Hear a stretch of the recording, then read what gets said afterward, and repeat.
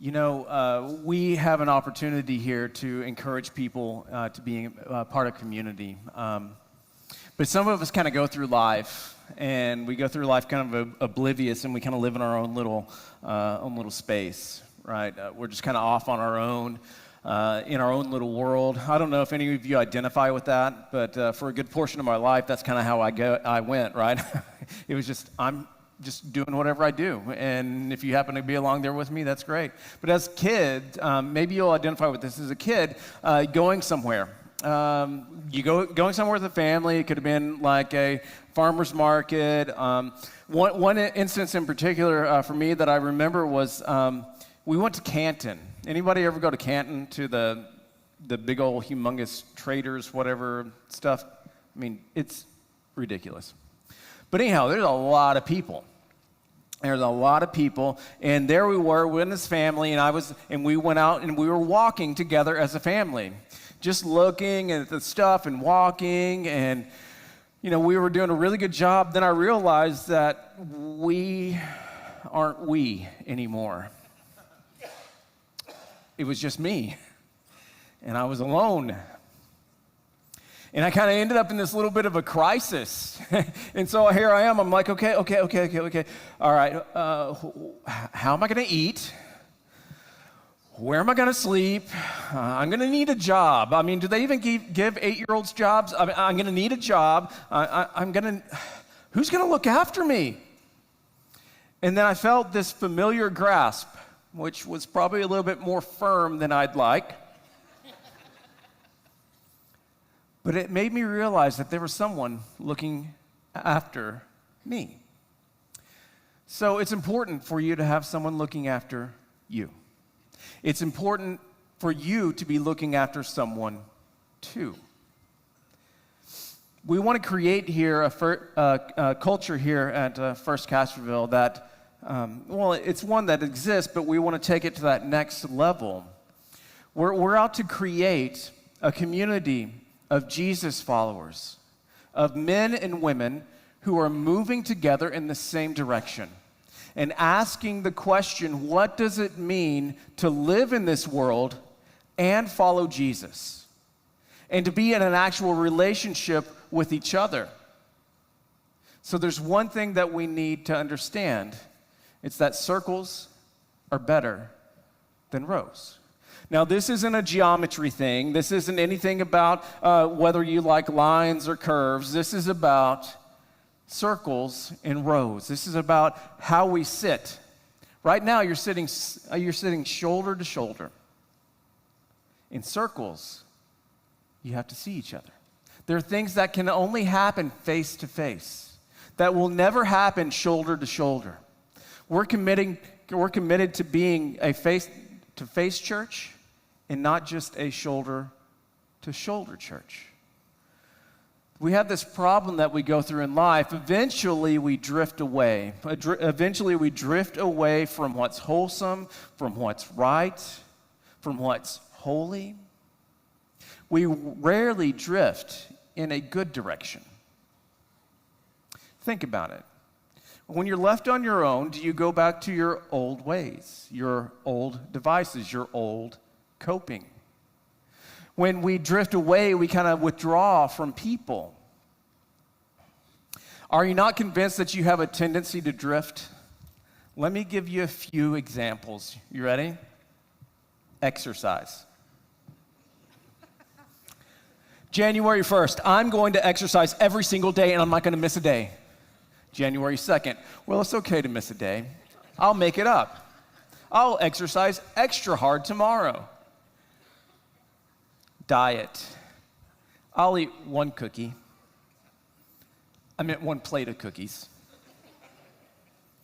Our budget. We're only going to spend money on things that are necessary. We're cutting out all of this excess spending. We're not going to go out to eat. We're not going to do thus and so. We're not going to buy this really expensive, latest electronic gadget that I absolutely need. We're going to buy that tomorrow, right? Our finances and healthy relationships.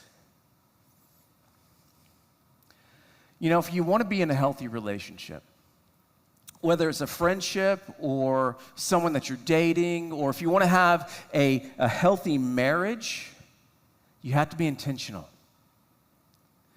Drifting in life is never good. Drifting for us is never good. We have to be intentional. And that intersects with our relationship with God. We have to be intentional in our relationship with God. In the things that matter, the things that take discipline, the things that take that extra step of delayed gratification, we have to be intentional about the things that are truly good for us, because the gravitational pull of life is generally in the wrong direction. Think about it. You started out so great in a relationship. You started out so great in your studying. You started out so great in your job, but then long days, big test. They said they didn't. And the gravitational pull for us is rarely in the right direction. And when people talk to us and they ask us, hey, how you doing? We say, busy. And they go, good. And you're like, no. Because busy, we know this, doesn't equal good habits. It doesn't equal good life. Busy doesn't equal stress-free. Busy equals busy. And sometimes it's about being busy about the wrong things. The current of our life, our busyness, our stress rarely results in good habits. How many of you, after having a really long day of work or long day of school, decided, you know what? I'm going to eat the worst junk in the world because I need it. And that one day turned into 2 days, and it turned into 3 days. And well, if you're already on 3, you might as well go for a week. The gravitational pull on us is it's rarely in the right direction, right? Gravitational pull of life rarely results in good habits. So every important area of our life, it seems like we're swimming upstream. Everything is upstream, every bit of it. Having a healthy marriage, how many of you say, you know what, healthy marriages actually take work? For some reason, meeting Prince Charming turns out that he's not always that charming, right? And we find ourselves consistently saying, you know what, for this marriage to actually work, well, one, you're going to have to work, and I might work too, but really it's you. No, but healthy marriages, they take work. Relationships with our kids, they take work, right? You can't automatically have a lifelong, engaging relationship with your kids if you're not working at it. Having a good work environment, it takes work. Having that good relationship with your boss, it takes work. Having a solid belief in God in the midst of the culture that we live in, against everything that tries to pull us away, it takes work. To overcome, it takes effort and intentionality. And in every area of life, it seems like we need to swim upstream, and we are swimming upstream, but it's worth it. And this is a core principle of Christianity. You ready? You weren't made to swim alone. You weren't made to go through your life by yourself. You were made to swim together. You're made to swim together. So when it comes to community, when it comes to friendship with other people, with people who share your values, and with people who are trying to get to the same destination, when you have those people around you, it's a whole lot easier. It's a whole lot easier to arrive. It's a whole lot easier to swim towards the right things. And in that capacity, and in that way, we desperately need each other. Now, this isn't a new idea, and this isn't something you're going, oh my goodness, I never heard that we really needed that community, that we really needed to be with one another. This isn't a new idea to the 21st century, and it's amazing because this was actually going on in the first century church.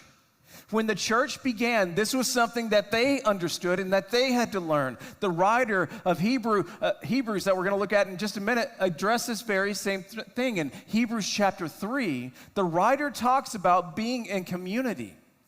He says in Hebrews chapter 3, verse 12, "See to it, brothers and sisters." Now that means that he's talking to you and to me. He's talking to us, brothers and sisters. See to it that none of you has a sinful, unbelieving heart that turns away from the living God. And with that statement, we ask the question, who is it in their right mind that would turn away from the living God? Who, after seeing what they saw, being involved in the community that they were involved in, knowing that Jesus, who was a man that walked among people that they knew, who would turn away from the living God? Who in their right mind would do that? Who, when they know the difference between right and wrong, when they know what God wants them to do, and that God wants them to do the right thing, who then would choose to do wrong? So he's saying, see to it that none of you has a sinful heart that turns away. And what we find out, what we recognize here is that you and I, that we have the capacity, regardless of what we've been through, regardless of how long we've been in church, how long we've believed in Jesus, we have the capacity to turn away from the living God. And for people that aren't Christians, those who don't believe, that's a legit gripe. It's a legit gripe. Who in their right mind, if they knew God, would turn away from God? If you are a Christian who believes that God created the world and everything in it, that he communicated through Jesus, and he asked us to do specific things like forgive, things like be generous, things like be compassionate, and you catch us not doing those things, it's a legitimate gripe, because who would say no to God? So this first century Christian writer who knew people, who knew that the risen Jesus says, regardless, absolutely regardless of what happened, you have the capacity to turn your back on God. Is this where you are? Maybe this describes you.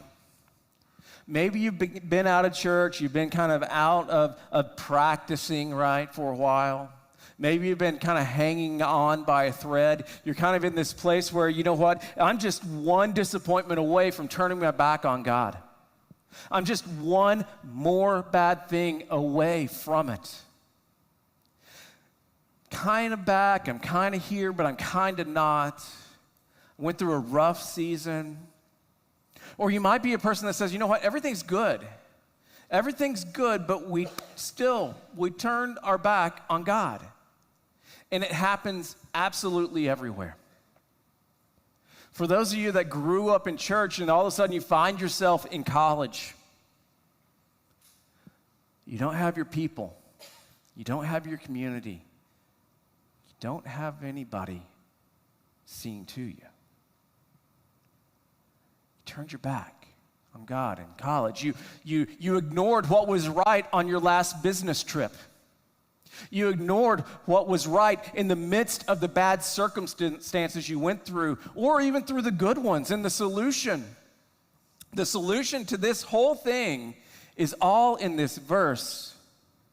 When things get hard, when we start to drift, I want you to look in that verse, chapter 3, verse 12. Look at the plurals, brothers and sisters.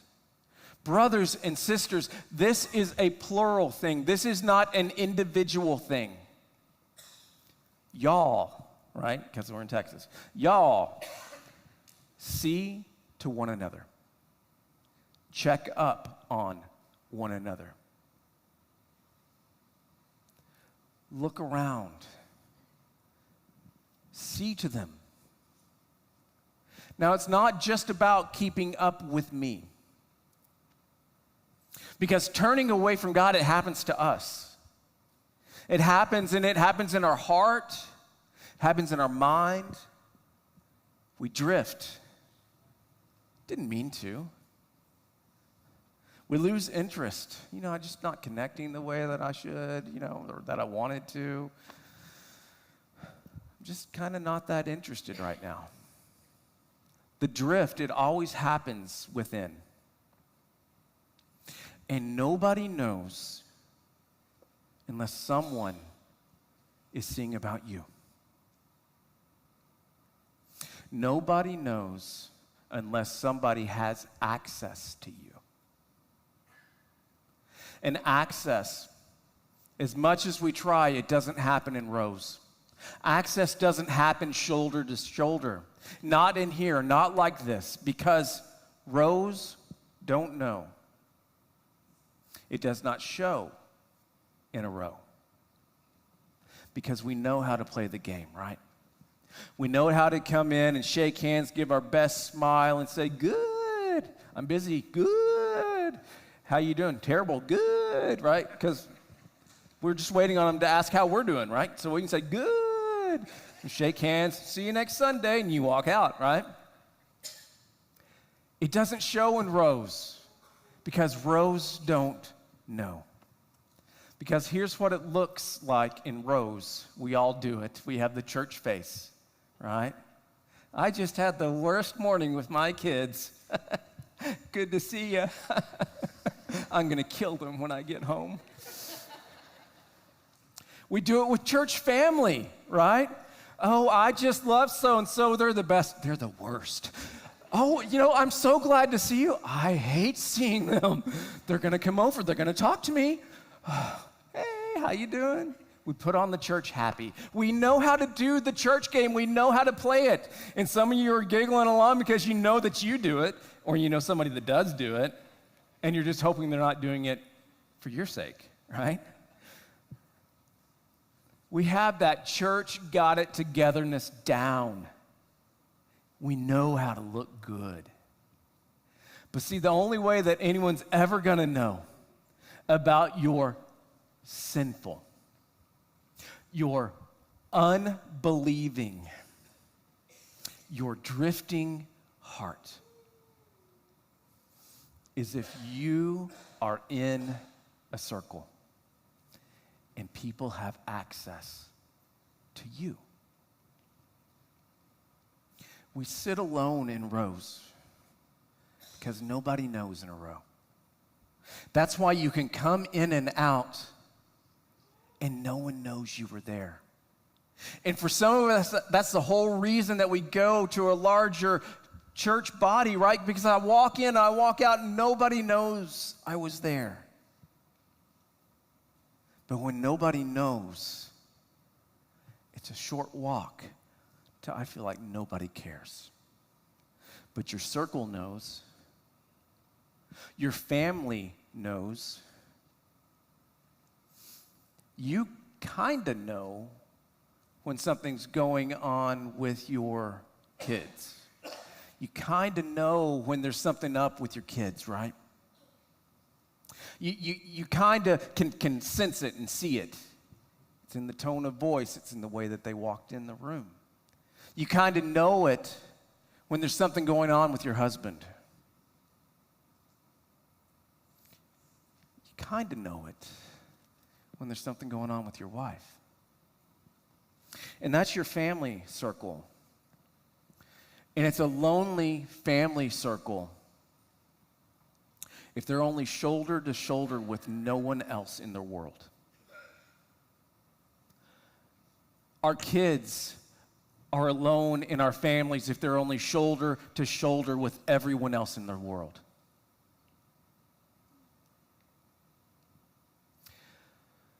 You are the only one at times that knows what's going on in the midst of your family. Because rows don't know, but circles do. That's why circles are better than rows. Because otherwise we swim alone. Otherwise we struggle upstream alone. No one else in your life equals alone. So the writer of Hebrews says, but encourage one another daily. Encourage is not coming up to someone and saying, hey, how's it going? Way to go. Good job. Looking good, right? That's not encouraging people in this context. The word there means exhort. It means appeal. It means urge strongly. It means beg. He's saying, I want you to be in each other's lives so much that I want you to be able to notice, I want you to be able to detect, I want you to be able to see when someone drifts. Notice when they're not there. Notice when their attitude changes.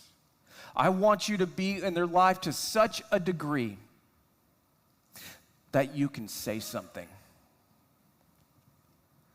Now, Pastor, I don't know if you know how this church thing works, but we keep to ourselves, and I live in the land of it's none of your business. You ever been there? You feeling that right now? We need to be in community so much with people in our own circles. That doesn't mean that everybody needs to know your stuff, but somebody needs to know your stuff. Somebody needs to be in your life that can say something. And it's not somebody that's 100 miles away. It's somebody that you have to see. Somebody that you are in community with. Because a wife doesn't have to struggle alone. A husband doesn't have to struggle alone. When he and she are the only ones that know something, there should be someone that knows before everyone else knows. There should be. Because we know when our personal business becomes everybody's business, right? It's usually when it blowed up, right? It just got so bad, so out of control. Everybody sees it. You're acting like it didn't happen, but everybody goes, did you hear what happened with them? And you're like, yeah. We all saw it, and I saw it coming. Anyone ever say, I saw that coming? I knew it. I called it that minute that I saw this happen. We want our kids to know that they don't have to struggle alone. We want our spouse to know that they don't have to struggle alone over something that's going on at home that nobody but family knows. The writer's saying, be in each other's lives so that when things drift, someone has permission to say something. Let me ask you a question. How would that have changed your life? How would it have changed your life growing up? Think of how it would have changed your family growing up. How would it have changed if someone knew what was going on inside your home? What would have changed? How would it have changed for you if somebody knew what happened when the doors were closed? How would it have changed things for your mom? How would it have changed things for her to have the support that she needed? How did it change things for your dad? How did it change things for your brother? For your sister? How did it change things for you? To have someone around that could say, I noticed. Is everything okay? Imagine the difference that that would have made. For many of you, for many of us, your parents showed up in rows every single Sunday. But rows don't know because it doesn't show in a row. We're not talking about a one and done. We're talking about a regular, constant.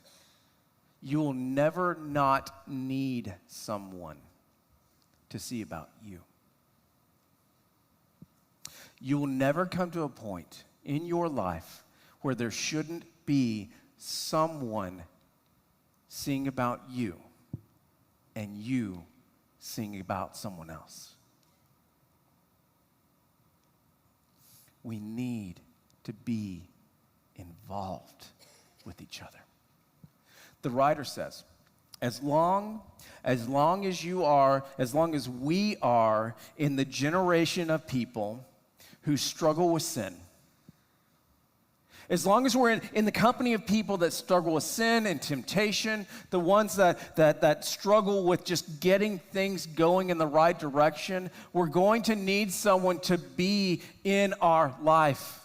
You're going to need to be in someone else's life so that none of you may be hardened by sin's deceitfulness. Where does sin get you? I've got this. Listen, there's something going on, but I can't tell you about it, so just be quiet about it, okay? Just know that I need prayer. So that none of you may be hardened by sin's deceitfulness, because sin tells you that you don't need anyone, that you've got this on your own, that it just takes a little bit more effort, a little bit more elbow grease, maybe a little bit of working things over, right? And that's the result that we want to avoid. That's the result that we want to avoid, that sin would be active in us, that we'd be deceived by sin. Not that our character, you know the cartoons, right? There's this character. One shows up over here, and one shows up over here, right? One says, do it. One says, no, don't do it. Depending on what it is. One's either the little angelic guy or one's the little devil guy, right? Anyone ever grow up with that kind of cartoon? Anyone ever have that conversation in the mirror? Right? We don't have that character on our shoulder. But I tell you what, I have talked myself into a lot of stupid things. I become the world's best salesman when I'm trying to convince myself of something that I shouldn't have done, that is okay, or something that I don't need, that I really do need it. I say things like, you know what, you deserve it. You deserve it. It's such a good deal, I'm practically forced to buy it. Right? I'm going to save so much money by buying this. Yeah, that's what's going to happen. It's going to be great. Listen, there's so many, they're not going to miss one. I hardly have a choice. It's just been made for me. You know what? I think it's going to make my life happier, right? I'm going to be happier. Things are going to be better. My parents are never going to notice. And we have all of this self-talk. And we talk with that person in the mirror that is the greatest salesman in the world and has talked us into all of our worst decisions that we've ever made. And before long, here's what happens. We begin to believe the stupidity that we tell ourselves. Which goes to show us that the best defense that we have against this is not you. My best defense is not me. The best defense against all this is we. We is the best defense against the deceitfulness of sin in you. Your best defense against the things you tell yourself that are true, is us, not you. So, good question is, what are you telling yourself these days? What are you selling yourself on these days? When you're all alone, when it's just you and your thoughts, what is it that you've begun to tell yourself? What is it?